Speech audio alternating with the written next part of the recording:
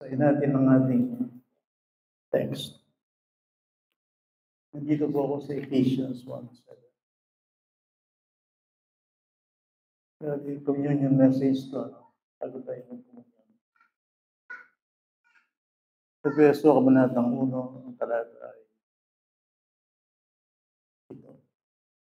Sa kanya'y mayroon tayong katubusan sa pamamagitan ng kanyang dugo, nakapatawaran ng ating mga kasalanan ayon sa kayamanan ng kanyang biyaya.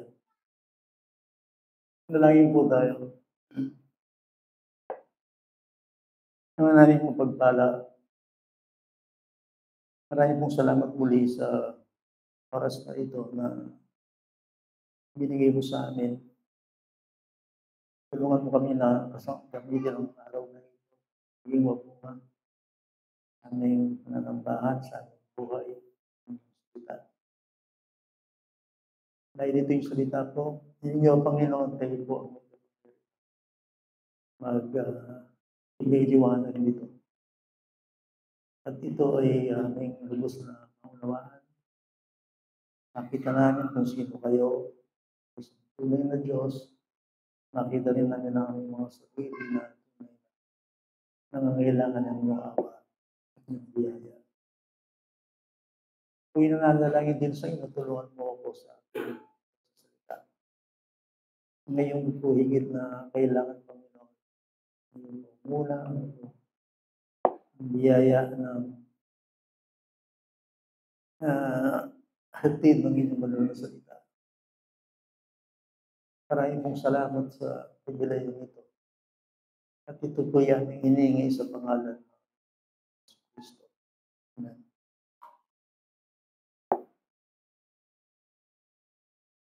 Walang first timer po.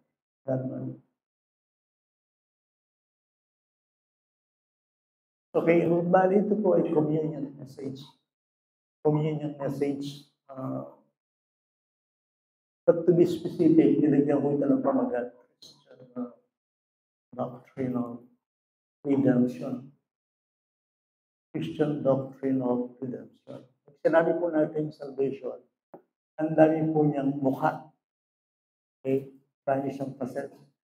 Mukha ng kaligtasan. Isa sa pwede niyong marinig pagdating sa kaligtasan, redemption. Merong tinatawag na substitution, merong tinatawag na reconciliation, or propitiation.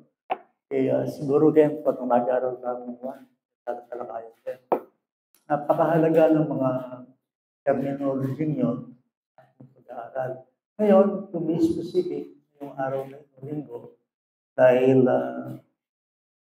nagsiselebrate tayo ng communion, gusto kong bigyan ng emphasis sa inyo itong redemption. Siguro sa lahat ng ating pinag-aaralan tungkol sa kaligtasan, napakahalagang maging klaro sa inyo ang salitang redemption. Okay?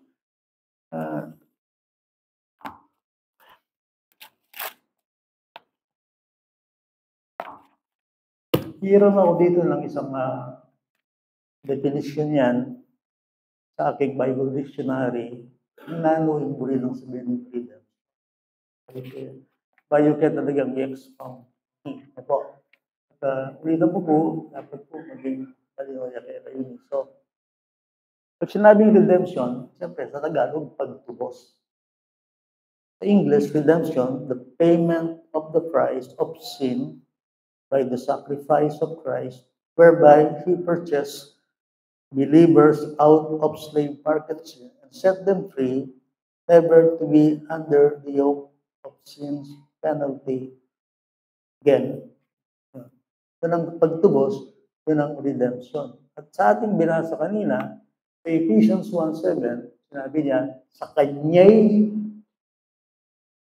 meron tayong katubusan sa pamamagitan ng Kanyang dugo. Note that word, in whom English, in Him, sa Kanya'y meron tayong katubusan. Yung burinan po sabihan, yung pagtubos, siya pinatigan ini, binili ka ni Kristo mula doon sa pagkakasala at inari kang sa Kanya. At kailanman, hindi ka na makakabalik sa kasalanan, sa penalty, doon sa kalagayang yaon. Ang isang Kristiyanong tinubos ay hindi pwedeng ibilanggo muli ng kasalanan. Maaring nagkakasala, minsan ang Kristiyano nagkakamali, pero doon sa puwersa, kadiliman, sa state ng pagiging makasalanan, hindi ka na pwedeng bumalik doon. Dahil minsan binili ka ng dugo ng Panginoon. Ibig sabihin nun, palaya ka na ngayon at mabubuhay ka ngayon ay hindi na pwedeng maging alipin ng kasalanan, hindi magiging alipin ka ng Panginoon. Yan ang pagtubos. Binili ka ng kanyang dugo, binili ka para sa kanya. Okay, note this word, kaya kami naging Kristiyano para maging malaya kang magkabiyak sa sarili mo. Hindi, ikaw ay naging Kristiyano, binili ng Panginoon upang mamuhay para sa Kanya. Naalala nyo rito kayong mga nabautismo sa tubig? Baloy mo rin sa Bianita, binabautismo kita sa pangalan ng Ama, ng Anak, ng Espiritu Santo. Baloy mo rin sa Bianita. Kung sa Bianita, gumpisa niya ng oras ay king lagyuling yung paning anak ng Espiritu Santo, bandira na ka. Pag-aari na kita, hindi ka na pag-aari ng mundo, ng sanlibutan, even ang iyong sarili. That is why sinasabi ng 1 Corinthians chapter 6, verse 20, you were bought with a price, so therefore glorify God in your body. Ngayon, kung nilalaro mo yan sa iyong buhay, napabautismo ka, pero ikaw ang nasusunod sa buhay mo, yan hindi natin naiintindihan ang ibig sabihin ng redemption. Redemption is binili ka ng may presyo para sa Kanya ng Panginoon. E saan pa tayo galing? Sa kasalanan. So ngayon, taas na tayo ngayon, nagsasalita, tayo mga Kristiyano, sa pangalan ng Panginoon, dahil ako'y tinubos ng kanyang mahal at banal na dugo. Kaya nga, ang saya-saya, no, kung iisipin natin, meron tayong komunyon ngayon, inaalala natin kung ano yung presyong pinambayad sa atin ng Panginoon ng tayo mga kasalanan. Yan ang kanyang katawan, yan ang kanyang dugo, inaalala natin ang dating nangyari sa atin kung paano ang Panginoon ibinigay niya ang kanyang buhay sa atin upang pantubos sa ating mga kasalanan. Okay, now, dito sa Ephesians chapter 1, verse 7, pag sinabi kasi natin Ephesians, kung binasa ninyo, alam kung familiar kayo sa chapter na ito ng Ephesians, ipinakikita rito ng kabanata dito, napakayaman ng Hindi ba minsan nasabi ko sa inyo mga kapatid, positionally, ang Kristiyano ay pwede siyang magsalita, I am a rich man. Ako isang tagapagmana. Ngayon yung kasalukuyan, wakakit yung kayamanan ko. Ganon din kayo. Pero sa future life, nakikita niyo kung gano'ng kayaman ang isang tao na natin pag-isa kay Kristo. Kung paano pinasagana ng Diyos ang pagpapala. Higit sa lahat, tandaan nyo, ang Kristiyano ay isang tao pinagpala. Now, kung sinabi natin pagpapala, huwag nyo iisipin lagi material. Hari ikaw, hindi mayaman sa material, pero mayaman ka sa spiritual. Ang kayamanan na ibinibigyan ng Diyos sa tao, tunay. Kasi yung material, yan naman totoo yan, sagulin mo. Di ba? Kahit anong man ang abutin natin sa buhay, very, very temporal. Tension. Pansamantala lang. Nagagala ka, natutuwa ngayon, bukas, hindi na. Pero hindi ko sinasabing hindi ang pagpapala. Sinasabi ko lang ang tunay na pagpapala. Sabi nga ni Yesu Cristo, ako ang tunay na tinapay. Ang kumakain sa aking laman, umiinom sa aking dugo, ay hindi na muling matutuwa. Pero siyempre, by faith yun. Hindi ngayon. Kasi by faith. Kundi yan ay darating sa atin. Glory. Yan ang binigay sa atin ng Panginoon. Now, tingnan natin ang sinasabi ng Ephesians. Ha? Kasi dyan ko kinuha. Kasi ang Ephesians, sa isang malalim na pag-aaral, o yan yung bangko na ng Kristiyano. Kaya makadeposito yung hanggang kayamanan. Kasi kaya akito hanggang kayawanan ng Diyos. Ang gusto mong makita natin, higit sa lahat, hindi yung ginagawa natin sa Panginoon. That is incidental, secondary yun. Gusto kong makita ninyo kung paano gumawa ang Diyos at paano niya pinayaman ang isang Kristiyano kay Kristo Jesus. That's the word. Pantubos. Ayaw mo imagine niyo po yun po. Yung Diyos, lelanganan yung mabilugayato. Yung dagat, yung bundok, yung tanaman, yung bansa, babo, ang labwad, ang kayamanan sa langit, ang mga bituin ng araw. Kahit sa isang iglap lamang nagawa ng Diyos yun. Because God is God.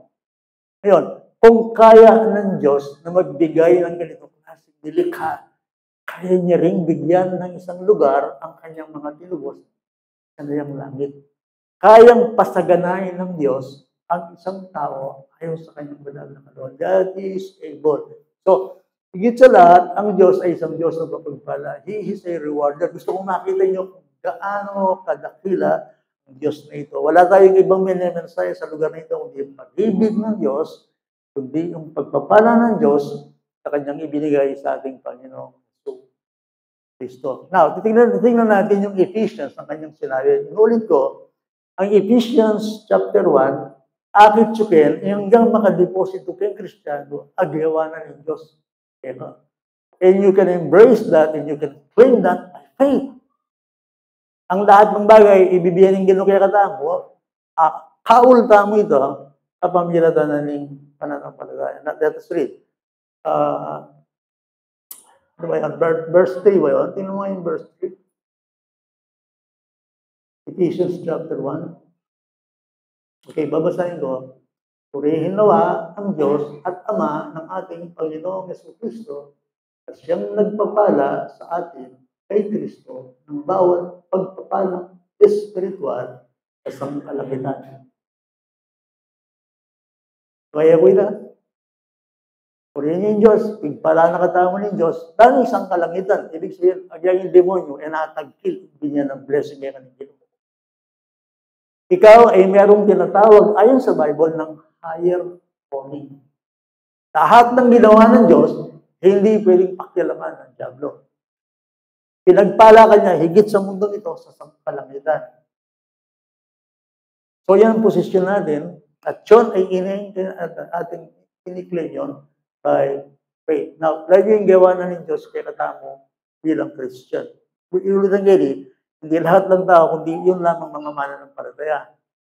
So now, this is your position. When in verse 4, kaya makamanghayo. Okay? Ayon sa pagkapili niya sa atin, bago itinatag ng libutan, upang tayo'y maging banal at walang dugis sa harapan niya sa pag-ibig. Dami yung posisyon mo. Nung Christian ko, iglayan na kaya ng Diyos, na ano po? Blameless. Kasi kailangan po ang maramdaman ginong alang kapintasan. Sasabihin tayo lagi nating inisip, pag humarap ako sa Diyos, ang haharapin natin sa Diyos ay trono. Trono ng kabanalan. Ngayon, pagharap natin sa Panginoon, kapareho tayo. Ano yung sabihin ng kapareho? Kapareho tayong banal. Alang kapintasan. Kung nanda kayo po nebo, gusto rin lawa yung may kalupa, pwede nga kapellowship. Halimbawa, ang tao liko, ikaw matuwid, pwede kayo magsama? Of course not. Hindi ba? Pero I imagine nyo po, ang Diyos nito ay pwede kong makasama sa walang hanggan. Kahit siya'y banal, kasi dahil kay Kristo, ako'y ginawa rin walang kapintasan. Kaya nga ang tawag sa ating mga Kristiyano ngayon, meron tayong pwedeng pakikipag-fellowship sa Diyos. Pwede tayong kakayabing Ginoo. Siya'y nasa liwanag, katulad natin, dinala niya sa liwanag, merong pakikisama sa isa't isa. Tangat yung gagwardo, ating ipas, nandiri na kaya. Isa, sa loob ako ng kotse, sinakay ako ng isang kapatid. Pag-upo ko, daming langaw. Enak what peace, enak what home. Kasi ating langaw, kung kaya niya langaw, po ang makakulong. Alam niyo ba, ang Diyos ay pwedeng makasama natin kapag kapareho natin siya. Malinis siya, malinis ko. Liwanag siya, liwanag ka. Now, paano nangyari yan? Yan nangyari dahil sa dugong Diyos. Ikaw ay tinubos ng mahal na dugo ng Panginoong Jesucristo. So, ngayon, iisipin natin ngayon, yung Kristiyano na ngayon, yung Kristiyano positionally, siya'y binless ng Diyos. Siya isang pinagpala, siya isang mayaman, siya may hinaharap, siya tinubos, siya ligtas kay Kristo Jesus. Yan ang posisyon mo. Yan ang posisyon nyo. Siyempre, I imagine ko po na yun, ano kaya, kaya papa niyo pa sa kailangan na ng Biyama niyo. Kaya katapos siguro, yaman talaga mag-pray, yaman talaga mag-bully, kaya katapos siguro, kaya katapos pagiging abala, yung iba sa atin mismo siguro, naging sanlibutan, nabuhay tayo sa laman. And yet, sa kabila ng lahat ng ito, yan ang sinasabi ng Bible sa mga tao na kay Kristo, ayon sa pagkapili niya sa atin, bago itinatag ang sanlibutan upang tayo maging banal at walang dungis sa harapan niya.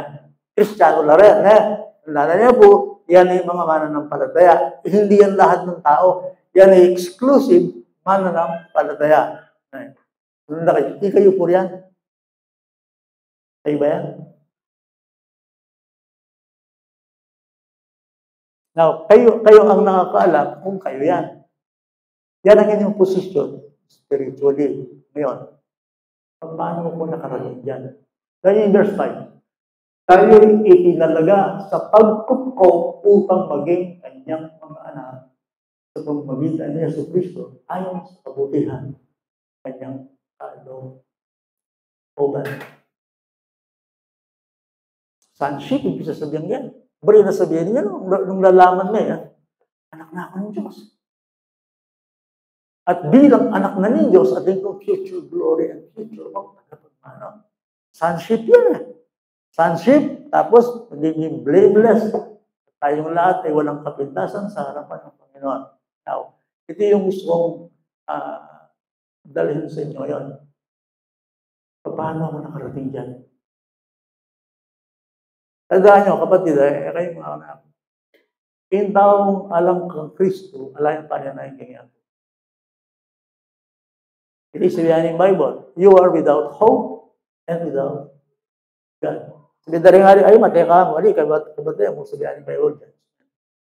Pero ang isang mananampalataya, meron siyang tinatawag na hope, living, hope, value, hope. Meron siyang pag-asa. Ano man ang sitwasyon niya sa buhay? Kasi si Kristo ay ating pag-asa. Pag-Christian ka. Ngayon, tanong ko rito, paano ka narating dyan? Of course, dahil sa hindi ba lahat ng tao pwede dyan? To tell you this, ang kalagayang yan ay mga taong sinasabi ng Bible na kalagayang lubos. Wari ka kang tataya kaya tingin sa nila. Hallelujah. Hallelujah. Dala. Ay, dala. Glory to the Lamb. Hallelujah to the Lamb. Di ba mayroong nakalagay doon yung mga tilubos ng dugo sa bawat bansa, sa bawat bibig, tilubos. Ang ibig sabihin nun, pagdating sa langit, talagang mag-aawitan lahat ng natubos ng kanyang dugo. Pupurihin ng Diyos, ang Diyos ay tatas at mabubuhay. Ano nangyari? Yung muli na sabihin niya katampa mag-aral, binasa tao natin, verses 3 and 4, ang ibig sabihin nun, ikaw ay anak ng Diyos, ikaw ay pinatawad, ikaw ay walang kapintasan. Yung muli sabihin na, kaya din ng Diyos. Makakasama mo ang Panginoon. Hindi ka lang nilikha ng Diyos, hindi ikaw ay pwedeng makipag-ugnayan kasama ang Panginoon. Buhay, walang ugnayan. Alam niyo ba, ang mahalaga sa ministry, hindi naman yung naglilingkod ka ng ganito Hindi yun. Hindi ka na pinakamahalaga. Alam ba, naglilingkod ako sa Panginoon, nag-preach ako sa Panginoon, gumagawa ako sa Panginoon. Hindi yun ang pinakamahalaga. Ano ang pinakamahalaga? Gusto ko maintindihan dito, ang pinakamahalaga ay merong kang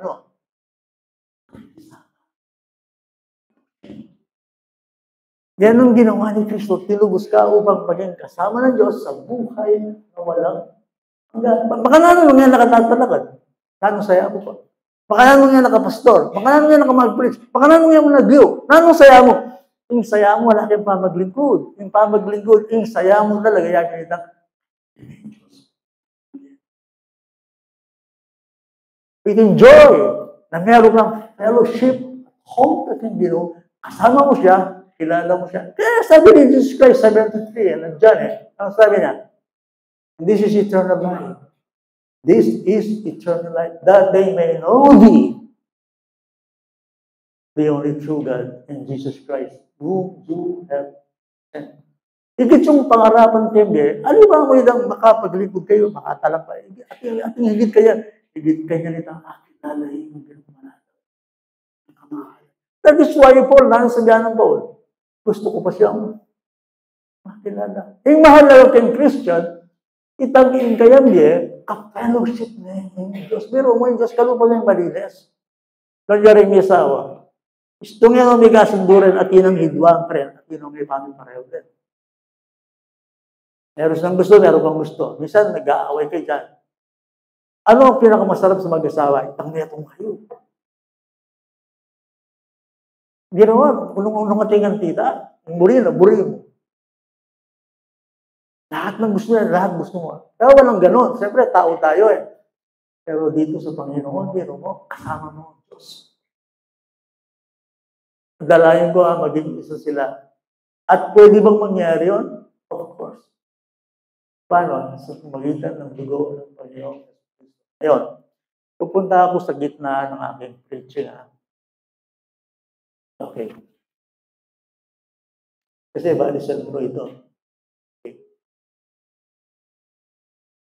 Bakit po, Pastor? Hindi po ba pwede ang isang tao ay pwedeng lumapit at kasama sa Diyos?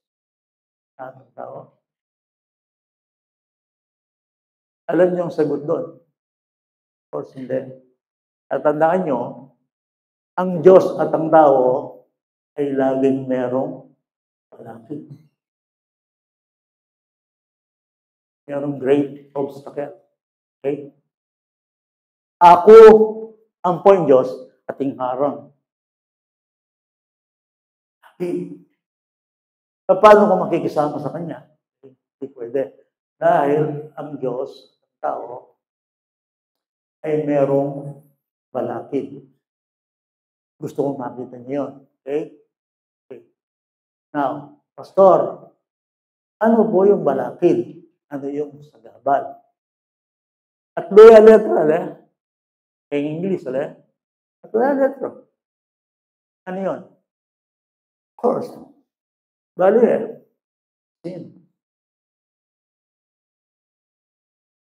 Okay? S-I-N. Man distance from God by sin. Bakit hindi naging magkamukha ang tao at ang Diyos? Simula nung tayo magkasala, nagkaroon ng distansya. Itinuturing ng Diyos na kaaway ang tao. Tandaan niyo ito, itinuturing ka ng Diyos, wala ka kay Kristo ng kaaway ng Diyos. Ikaw din, ganun din ang turing mo sa Diyos. Kaya yung mahilig kang lumawot ayaw mo pagdating sa... Pagka pinag-uusapan ng Diyos, gusto mo, malis na. Ayaw makinig, ayaw mong dumalo, ayaw magpuri, ayaw magpasalamat, ayaw mong pag-usapan natin ang Diyos. Why? Allergic ka dyan. Kasi merong enmity. Enmity? Ano yung enmity? Ayaw ng Diyos sa'yo. Ayaw mo rin sa Diyos. Simula nung ang tao magkasala. Gusto niyong patibayin ko yung sinasabi ko, Romans 8:7. Pwede mong ilagay, Genesa.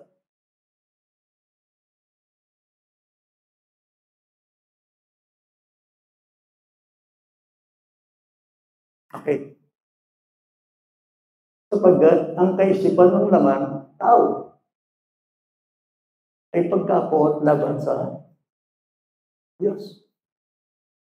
Buri mo isang bulag ng tao, mag-Bible study kayo. Buri mo tao, tatawanan ka at mawawala ng gana. Latag may Bible. Mag-aaral daw. Ito mo, ano kayo ba dahil nga ba yung walang Christian? Okay, mag-Bible study daw. Lumuwala rin.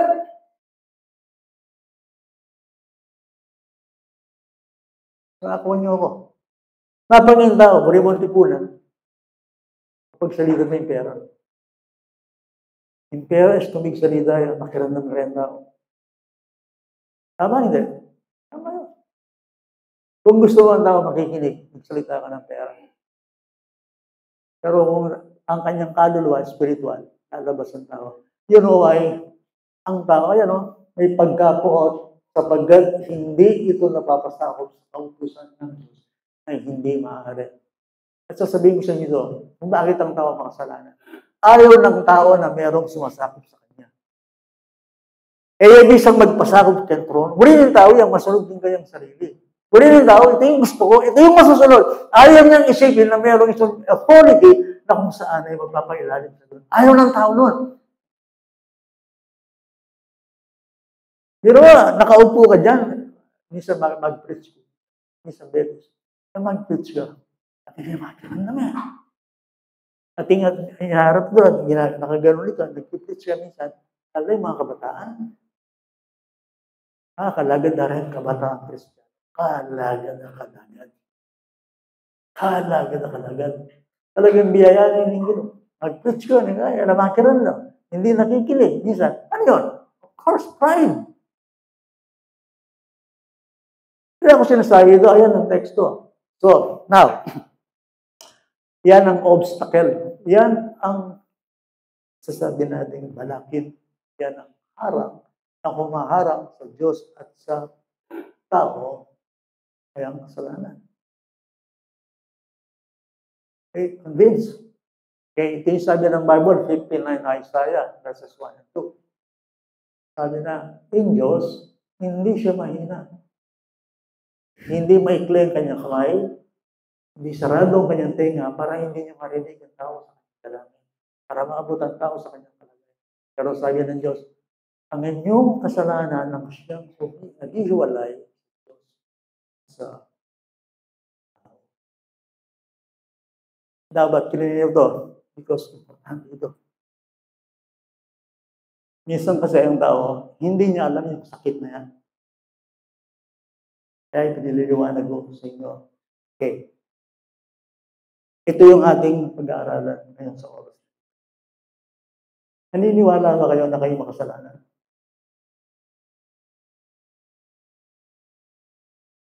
Meron ba dito pakitaas ang kamay na naniniwala hindi siya makasalanan?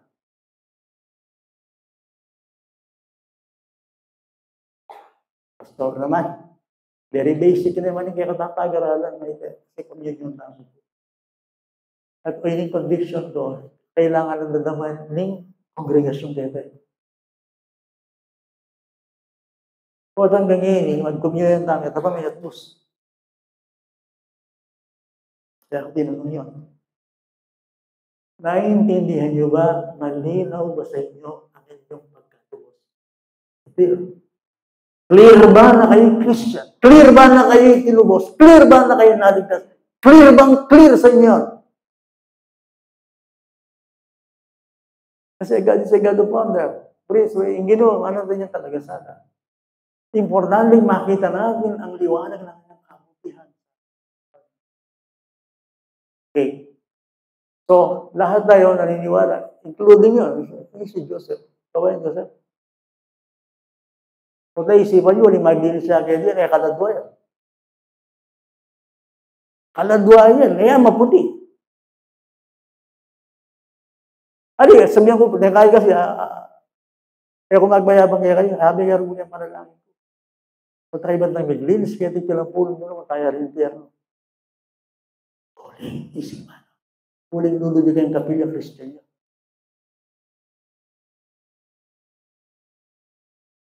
So, ikaw yung mag-pray, yabi nga rin mo rin prayer.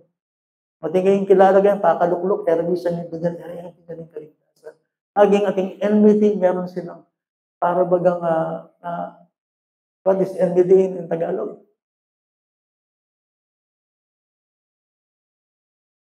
Pag-aaway sa Diyos.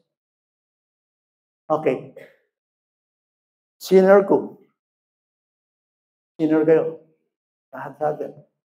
Kaya, paano ko maintindihan yun? Na ako isang makasalanan. Okay. At gusto niyo ipaliwanag yun. Kasi isang pinakasakit ng tao sa mundong ito at noong pa, ang tao, pathetically speaking, authentic truth is, ang tao ay masyadong self. Bali mo siya self-righteous. Patulid ko, mayap ko king kakong sarili. It-explain kaya po. Yan ang pathetic truth. Nakalungkot yung katutuan yan. Ngayon, iibig ako. Nandito yung mga anak-anak natin, bunso ko yan. Nandun, tayo narito. Okay.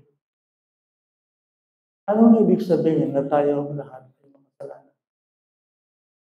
Ayon sa Bible. Okay, ito yan.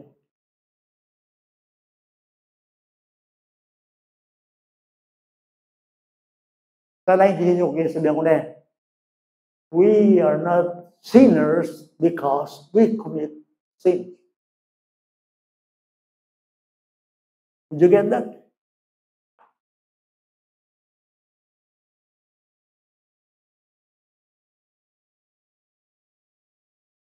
Hindi tayo makasalanan dahil gumagawa tayo ng kasalanan.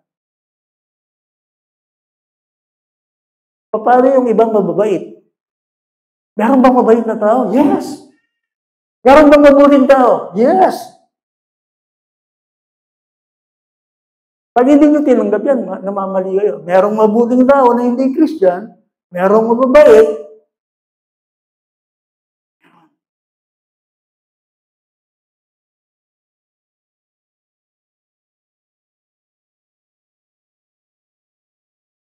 At ipapasok ko ito. We sin because we are sinners. We are not sinners because we commit sins. We sin because we are sinners. Hindi dyan eh. Okay. Inausning Bible, yung tao, makasalanan niya, uling gagawa yung kasalanan. Kalaraman ko naman, sabihan ko kaya gagawa ko ang kasalanan. Sabihan daw. Sabihan ng Bible, ano ba yun eh? Ipinanganak.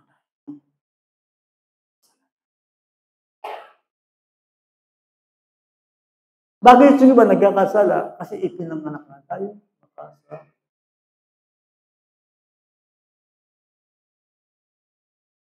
Wala bang po hindi sabihan ba? We are sinners by constitution rather than by action. Like in 5:19, 5:12, not in Romans. Quick ka mo, Vanessa. Ay, Vanessa.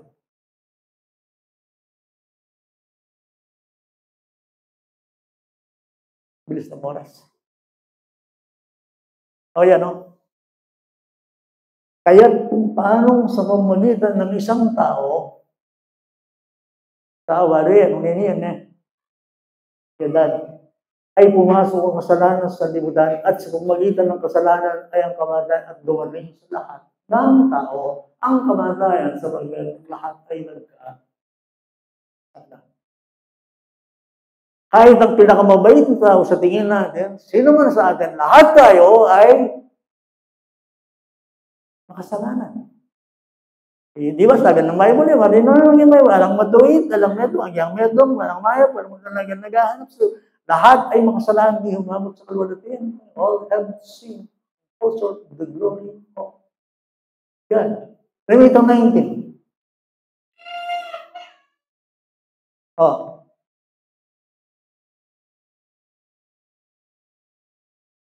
Sabagat kung paano sa pamamagitan ng pagsuway ng isang tao, ang marami ay naging mga makasalanan. Malinaw ba sa inyo ang ibig sabihin nito? Hindi tayo makasalanan dahil gumagawa tayo ng kasalanan. Makasalanan tayo dahil tayo ay may pinanggalingan tayo.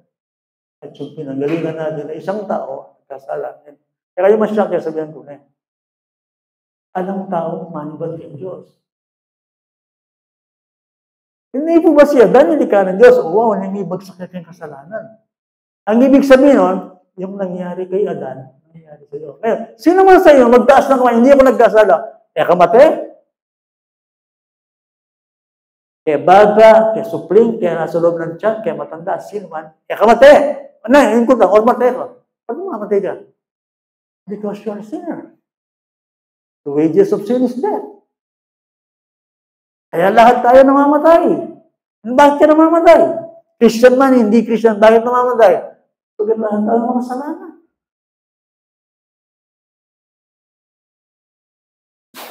Kaya nagtanong ko sa Bedis, nanong pilido mo niyang dalaga ka, na maiden ka?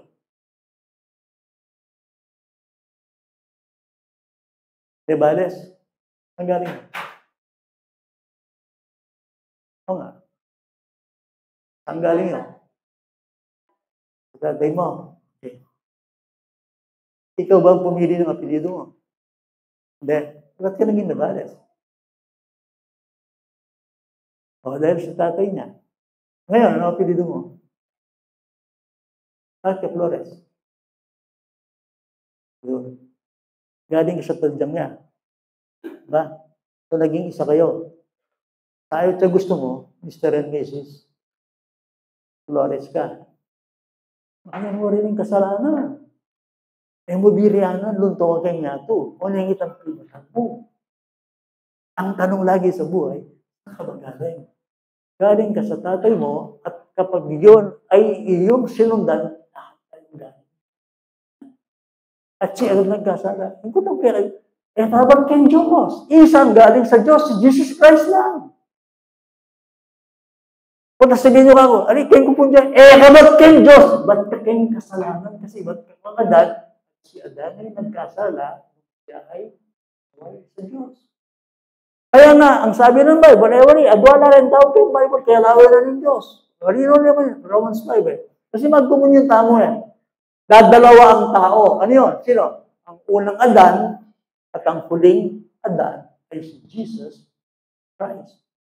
Lahat tayo walang Diyos. Ibig sabihin ko, lahat tayo makasalanan. Oh yes, my friend. Bakit?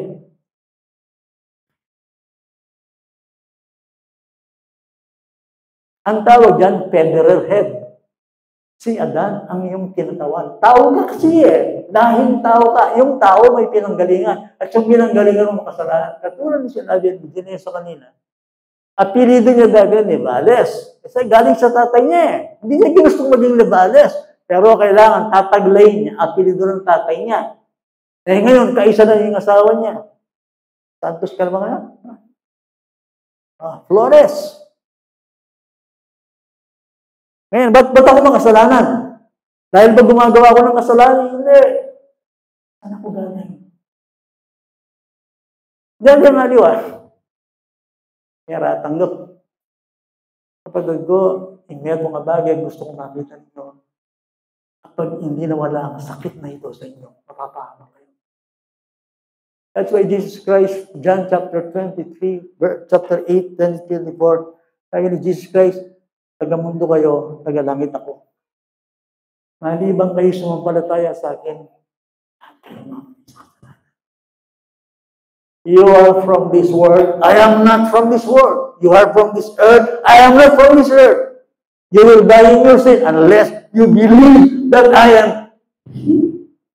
Kung ka lang, ingiyatong tutuklon nyo nung anong mayari ka dating ano. Alam nyo, saan nakaliserba ang lupa? Kahit anong lalaki ng inyong mga lote, anong yaman nyo, susunugin ang Diyos ito. Kaya isip, makasalanan niyo siyang libutan. This is a fallen world. Hindi naman bumubuti ang mundo, lungalala. Ang bumubuti lang yung mga tinubos. Pero ang mundo, agaman mo yan, hindi gagandang mundo eh. Lalala yan. Of course, in terms of amenities, ang mundo, magiging maganda, progresibo. In terms of amenities, yung panlabas, yung technology natin ngayon, hindi namin natin yan, nung high school kami. Pero ngayon, ibang klase. Ibang klase. Pero the more na ang technology mataas, the more na makikita mo kasalanan ng tao. Kaya kiting yung cellphone nga rin, puro display. Tararan. Ano nga ito? Tararan to the right, then to the left. Display. Selfie ka, self. Pag may ipapakita ka, pakita mo. At nakikita mo nila sa YouTube. Kung ano gusto sabihin ng tao, sasabihin niya. Mura dito, mura doon. At saka, pansin nyo ka rin gadget. Yung hanggang kalaraman at saka. Di na so fake news. Bakit? Hindi mo pa, Pastor, maganda po may technology. Maganda, pero lalo lumabas ang pagkakasala ng tao. Hindi ko sinasabi tanggalin niya yan. Gamitin nyo sa tamang paraan. So,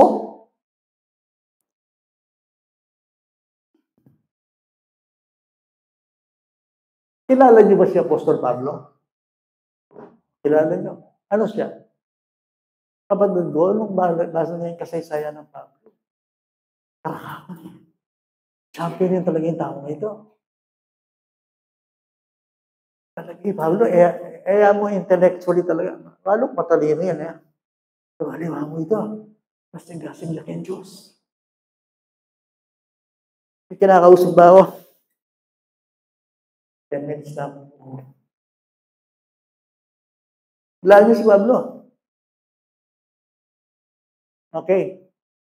Si Pablo, isang magaling, masigasig na lalaki. Kung bagay nga nung ating taong punta heaven, si Pablo. Kung merong taong sa Diyos, si Pablo. Nung hindi pa niya kilala ang si Pablo, basahin niyo ang Galatia. Ano siya? Marahas ng pinusing iglesia, same masigasig sa kanyang tradisyon. Si Pablo, pagdating sa kanyang reliyon, talaga, champion niya. Tututuyo. Si Pablo. Minsan naglalakbay siya papuntang Damasco. Hawak sa papel. Yung papel na yon galing sa mga pare, sa mga saserdote, sa mga leader ng reliyon ng panahon na yon.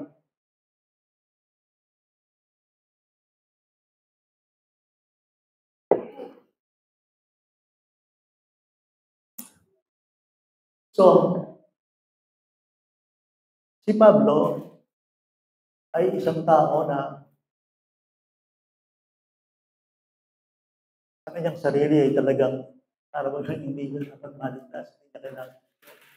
Hindi ba naglalakad siya, naglalakbay siya sa Damasco, sa chapter 9 ng Acts. Hindi naglalakbay siya gano'n, hawak niya yung papel. Yung papel na yon upang arrestuin ang mga nasa daan, mga Christian.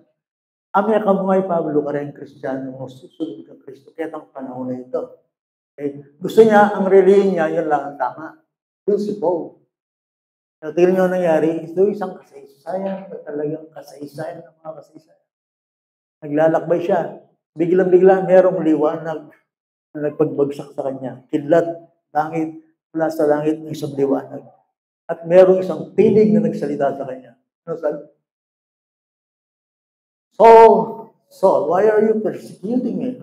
Saulo, bakit mo ko inuusig?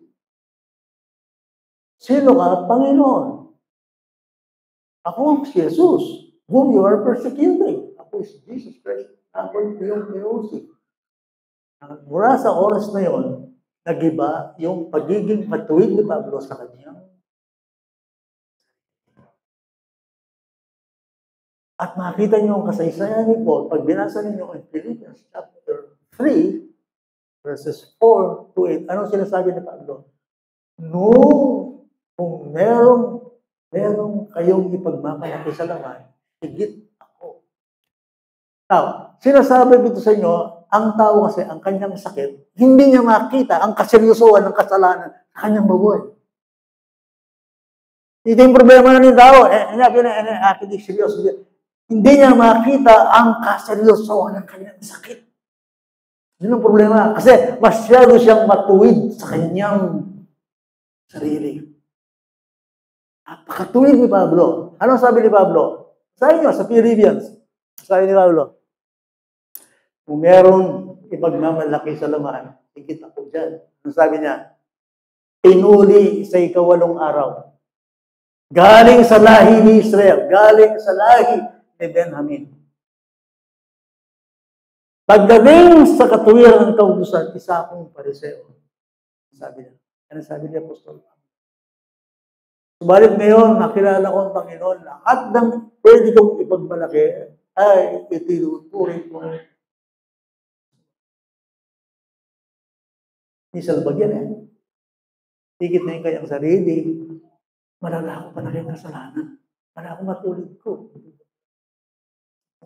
Nagpapagaling ako. Akala ko, okay ako. Akala ko, okay. Ito yung problema mo Lagi mo sasabihan, okay ko mo. Agyang nano mo, hindi sasabihin ng Diyos sa'yo, okay ka. Okay, so nakita ni Pablo ang kanyang sarili. Pablo, ibuli na sabihin ka rin, ikit na yung kanyang sarili. O yan, preaching, o yan yung mahalagang preaching. Kaya ka makiramdam. Hindi, pagkatapos, ikit ko yung sarili ko, yung preaching ng pastora. Hallelujah! Nakita ko ang aking kalagayan. Nakita ko ang state ng aking kaluluwa. Nakita ko kung ano ang kalagayan ko. Yan yung nangyari kay Paul. Kung hindi siya sinubsob ng Panginoon doon sa Damas, hindi niya makita kanyang sarili. So, nagpakita sa kanya ang Panginoon. Buri ko po, ituring ninyo na si Kristo ay parang nagsasalita sa inyong harapan sa kanyang salita.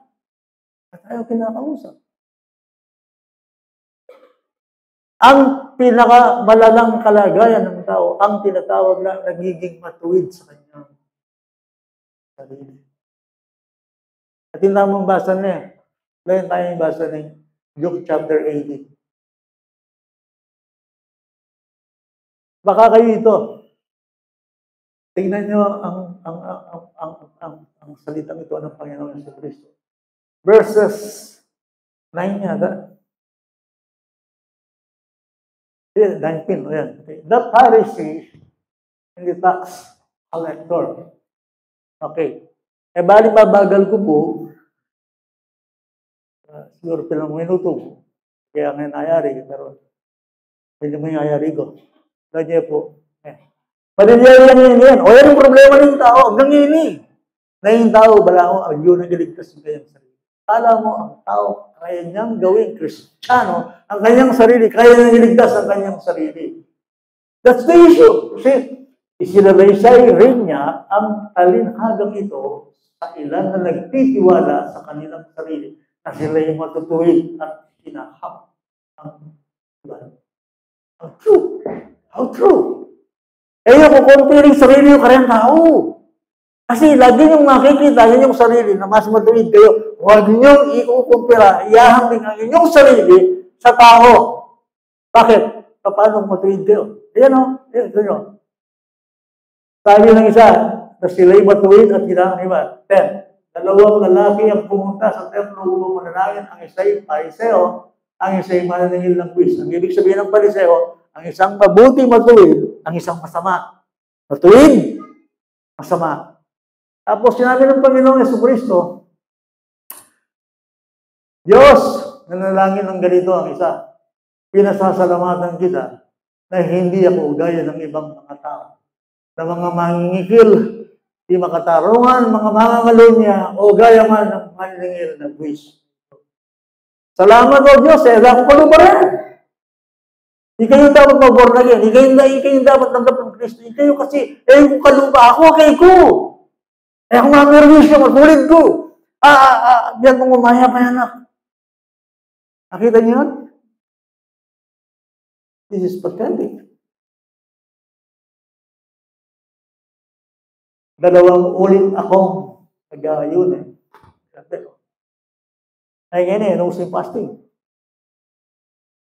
Yung gusto niya feasting. Kain dito, kain doon. Ito to. Ha? Nga, mangrakultat yan Ayun.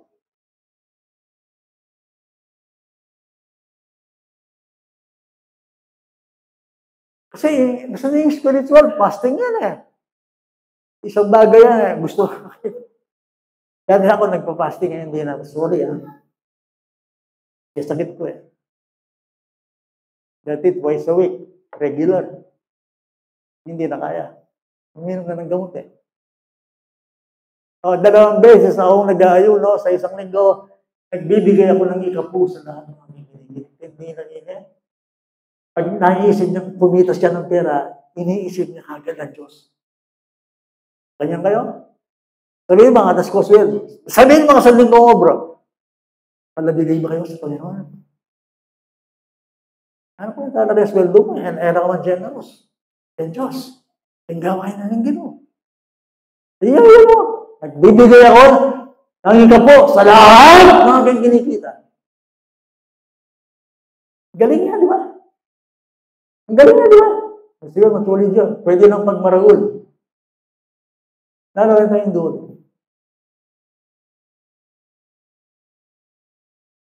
Subalit ang maningil ng buwis na nakatayo sa malayo ay ayaw itingin man lamang ang kanyang mga mata sa langit, hindi dinadagugan ang kanyang bibig na nagsasabi, Diyos, mahabag ka sa akin isang buwan.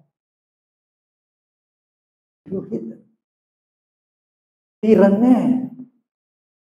Diyos ko, ako parapat dapat lumawat ka ng ako. Meron po.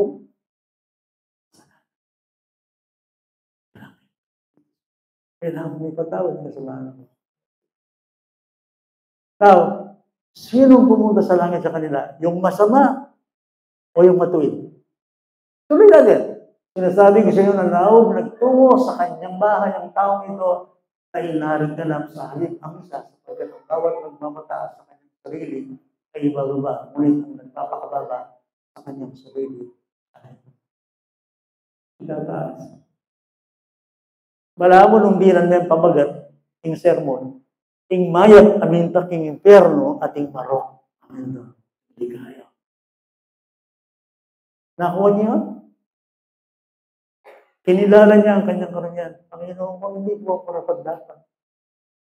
Ako po isang makasarap, dinadabungan niya ang kanyang tubig. Itang matulid. Yung matulid kasi, nakakit ang kayang sarili. Yung nakakit na, yung kayang kayapan. Nakakit. Narito, of course, pride. Laglagal kayo makanya, kayong iglesia. Sakiting self-righteousness. Sakit yan. Walas na mo, makita mo magpungin yun, kaya manayari. Marang ibang lang kasi ito kaya lang. Tapos sumagin tayo. Gawin tayo yung matinding sasabihan ng Paul in Romans chapter 10.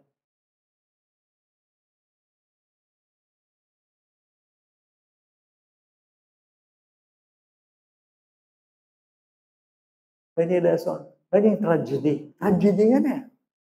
Tingnan mo natin yung tragedy yan. Nangyayari ito. Mga kapatid, ang nais ko ng aking puso at dalangin ko sa Diyos, alang-alang sa kanila, ang sila ay maligtas. Sino yan? Mga Hudyo. Ako'y makapagpapatotoo na sila'y may sigasig para sa Diyos. Subalit hindi ayaw sa kalan. Pwede. Pwede ka bang masigasig kay Diyos, pero makalala na ayaw kay Diyos? Yes. They're religious. Hindi po. Masigasig kay Diyos. Pansin niya, masigasig sa Diyos, pero ay maligtas. Ingat ko ka rin mga sipag kay Kilog na minsan. Karetang balango, amo kaingin, amo akit mo yung hanggang balango, masunding, bari nga rin ang puso. Yan, masigasig sa Diyos. Pero lang, di ba? Alam mo, masakit kang Gino. Tingnan natin, ha? Sapagkat ang kanilang pagiging sa katuwiran ng Diyos at sa pagsisikap nilang maitayo ang sariling pagiging matuwid ay hindi sila nagpasakop sa pagiging matuwid. Kumakanya. Akala nila, ang gano'n na. Tapos sabi niya rito, sapagkat si Kristo ang kinuha ng kautusan upang maging matuwid ang bawat sumala.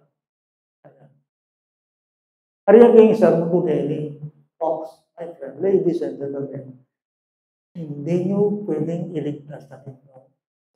You do not, you cannot save your.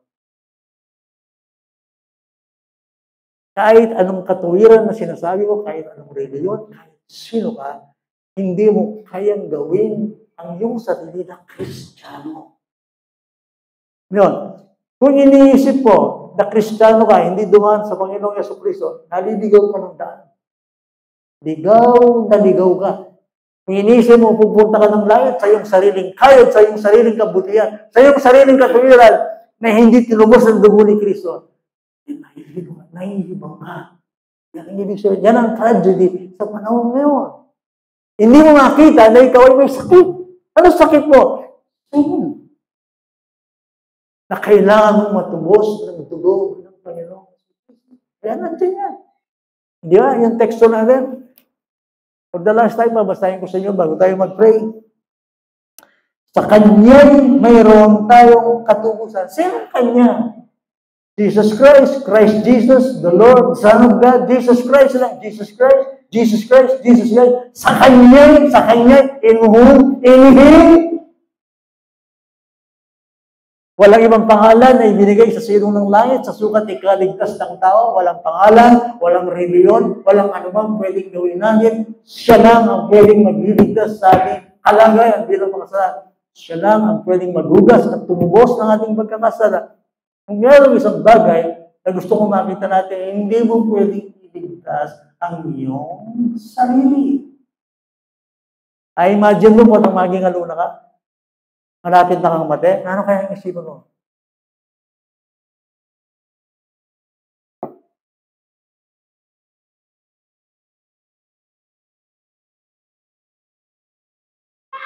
Please forgive me for the very last verse na hindi ako kay Romans, John.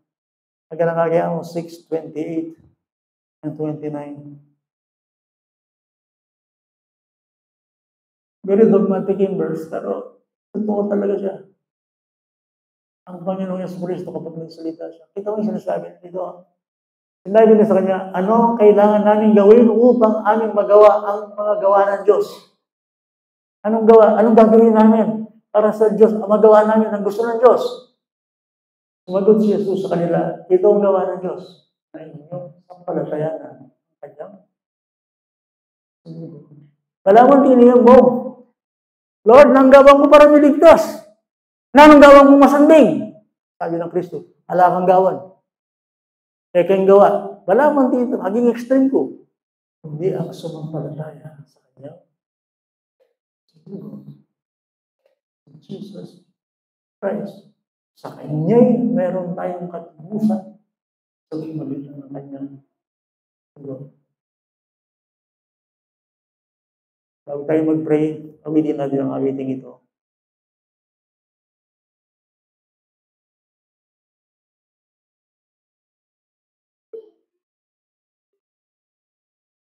Yan ba yung ating awitin?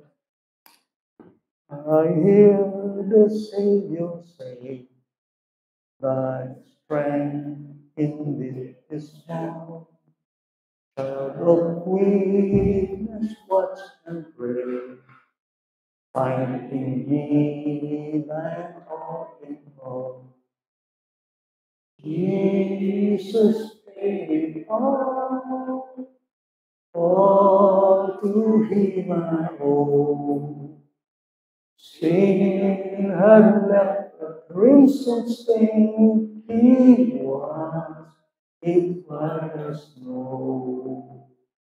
Lord, now indeed I find thy power and thine alone can change the leper's heart and melt the heart of stone. Jesus paid it all.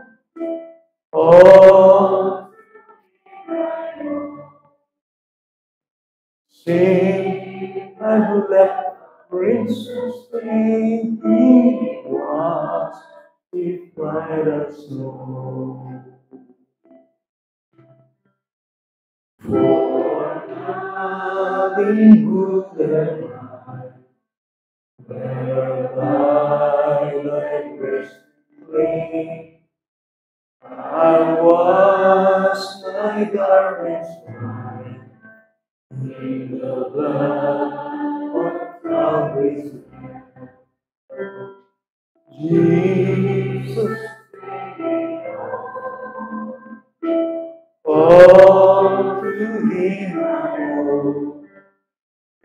Sin had left a crimson stain, he was white as snow. And when before the throne I stand free, it's designed my soul to stay. My lips will still repeat. Take this. Jesus paid it all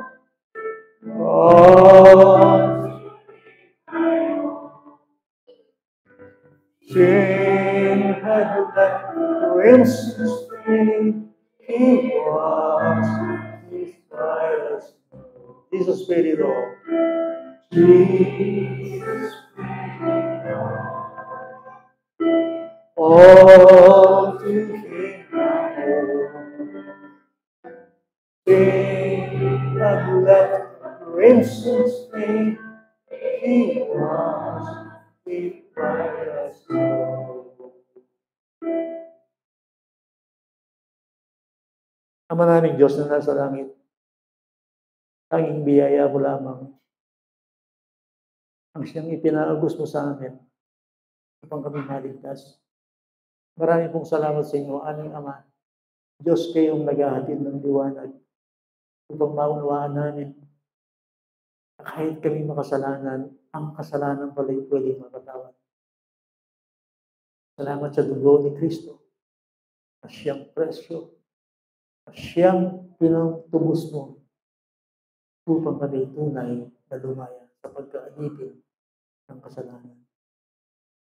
Ngayon, muli namin aaminin sa inyong harapan, aming Ama, kaming lahat ay makasalanan at hindi karapat-dapat sa inyong harapan. Subalit dahil sa inyong pag-ibig, dahil sa inyong awa, dahil sa inyong biyaya, hindi mo ipinagkait maging ang iyong sariling anak, siya'y nabayubay, siya'y nasaktan, siya'y namatay, nabubo ang kanyang dugo, ang dugong ito ay nagbigay ng satisfaction sa inyong aming amang Diyos na pwedeng maghugas ng aming kasalanan. Maraming salamat sa inyo, Panginoon. Kahit kami ay mga alipin, walang kinabukasan, napapahamak, dahil kay Kristo, binago mo ang kwento ng aming buhay. Opo, hindi namin kayang gawing Kristiyano ang aming sarili, hindi namin kayang linisin ang aming sarili sa kasalanan, hindi namin kayang iligtas ang aming sarili. Pero ibinigay mo ang iyong anak na siyang pagtubos para sa marami. Ngayon kami, Panginoon, ay tinubos mo. Tulungan mo kayong mabuhay para sa inyo.